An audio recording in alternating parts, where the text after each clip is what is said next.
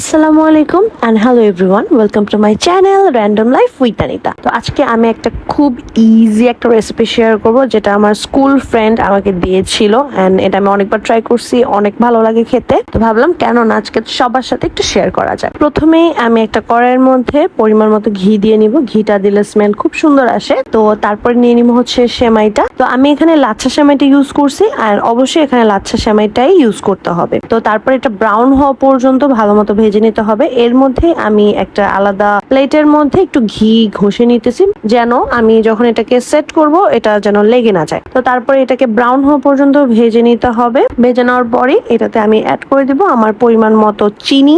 আমি যতটুকু চিনি খেতে পছন্দ করি, এখানে কোনো ফিক্সড পরিমাণ নেই, আমি আমার পরিমাণ মতো অ্যাড করে নিয়েছি। তো চিনিটা যখন দেখবো যে গলে গিয়েছে, তারপরেই অ্যাড করে নিব এখানে মেইন ইনগ্রেডিয়েন্টস যেটা, সেটা হচ্ছে কনডেন্স মিল্ক। আমি এখানে একটা সেমাইয়ের 3/2 ভাগ ইউজ করেছি, আর তার সাথে সম্পূর্ণ কনডেন্স মিল্কটা দিয়ে দিয়েছি। তো যখন দেখবো এটা এরকম দলা দলা হয়ে গিয়েছে, আঠা আঠা হয়ে গিয়েছে, তারপরে আমি সেই যে ঘি মাখানো প্লেট ছিল, সেই প্লেটের মধ্যে এটাকে ট্রান্সফার করে নিব।